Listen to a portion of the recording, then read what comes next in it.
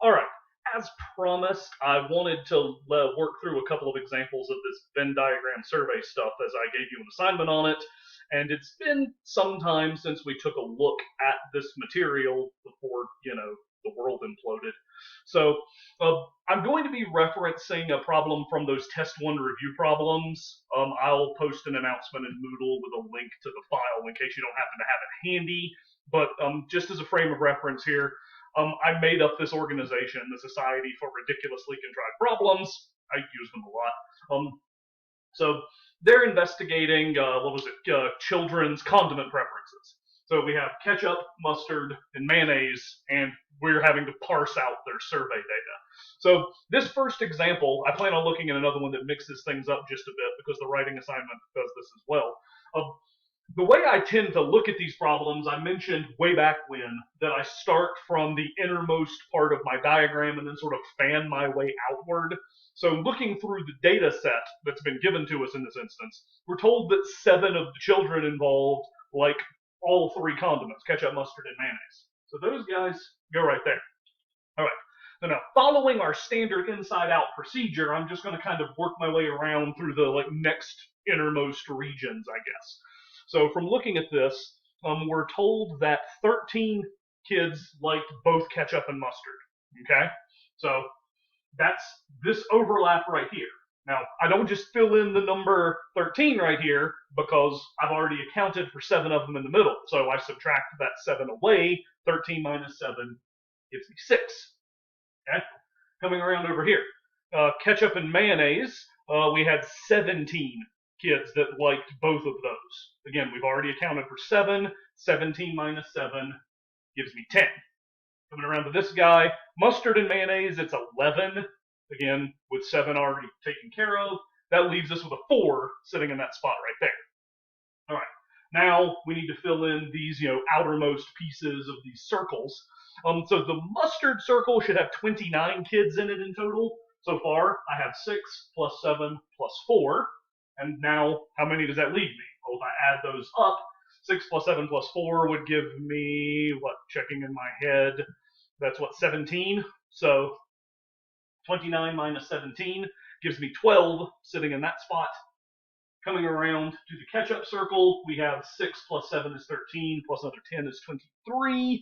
47 kids like ketchup. That seems low, but whatever.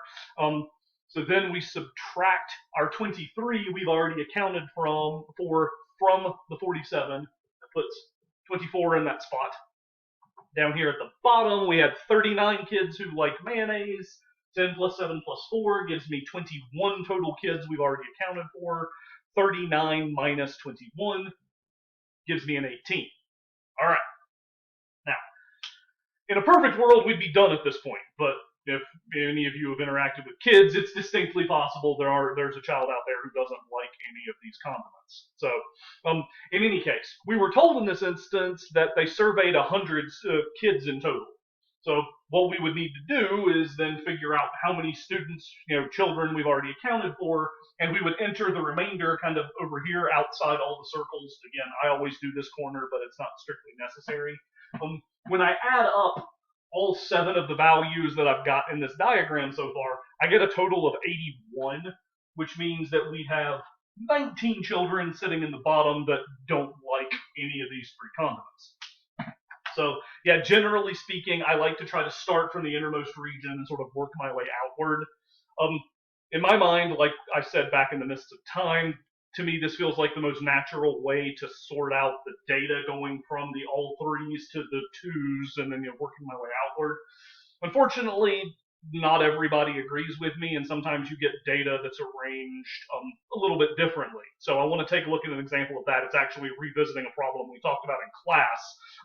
Give me a moment here to clean this up, and then I'll write down what the data we're dealing with looks like. All right, so one of the problems from our textbook talks about an allergy clinic that deals with apparently a very, very specific set of allergens.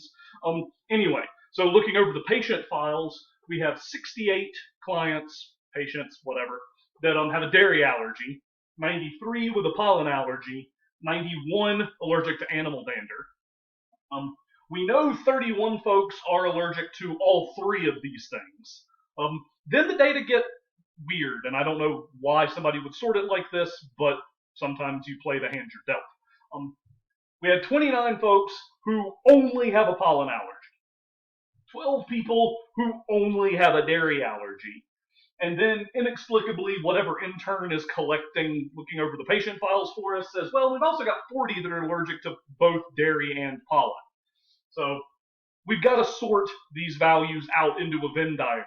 So on the upside, we don't have sort of an exterior amount here. Everybody is accounted for. Like I said, this allergen expert is very, very specific. He must be very good at what he does. All right, so give me a moment. So if you've had a chance to sketch down the numbers, pause if you need to. I'm going to erase this and put up another diagram. All right, so I'm going to try to fill in what I can without having to do any extra calculations, but bear with me again, our intern has left this a little bit trickier to work with. So sort of like the condiment example we just saw, we actually do know the value that needs to go right in here. We're told that we have 31 patients who have all three, allergies as a concern. So we got the 31 right there. That's good. Now the catch is sorting out the rest is kind of a hassle. I guess we could do this bit right here, sort of like we did with the ketchup and mustard earlier. We're told we have 40 people who are allergic to both dairy and pollen. Well, we've already accounted for 31 of those 40. 40 minus 31, that puts a 9 in that spot right there in my Venn diagram. Okay, here's where it starts breaking down, because you'll notice all of these circles have multiple regions that we need to fill in. The good news is we've been given some super specific data, because again, our intern was apparently easily, caught by certain quantities. We're told that there are 29 people who are allergic exclusively to pollen, right? Okay, well, they need to go inside this pollen circle, but they shouldn't be in any of these overlap pieces. So that 29 needs to go right here. Similarly, we're told that exactly 12 people have a dairy allergy. So D is for dairy here, A is for animal dander. I mean, if you wanted to, write out full labels, you could, but hopefully you get the idea. So 12 needs to go right here because they have only a dairy allergy, so there should be no overlap with the pollen or animal dander circles. Okay, so now we've filled in all of like our exclusive data, pieces that belong in only one region of this diagram. Now you may notice at this point, well, we've got 3 of the 4 sections of this circle covered. Same thing for the pollen circle. That's going to help us out because we know we need 68 people in total in this dairy circle. How many do we already have? Well, these 2 added together give me 40, plus another 12 is 52. So 68 minus 52, that puts a 16 right there. We can use the same process to fill in this funny, elongated thing. 31 plus 9 is still 40, plus another 29 is 69. We need 93 total people inside the pollen circle. If I'm doing my arithmetic right, 93, 93 minus 69, that would give me 24. Okay. Now, lastly, we have 91 patients who have an allergy to animal dander. How many are already inside that animal dander circle? These 2, when I add them together, they give me 40, plus another 31 is 71. 91 minus 71, that leaves me a value of 20 that goes into that part of my Venn diagram. Okay, so that's the process. In practice, you would normally need to answer some kind of question about percentages or something of this sort, but for the assignment I've given to you, you only really need to walk a non-finite math roommate through how you would parse out your survey data. So with these 2 examples, you should have a sufficient bank of information for how to tackle that prompt and then how to write up your assignment. So I think that's where I'm going to call it. So have a good weekend, folks.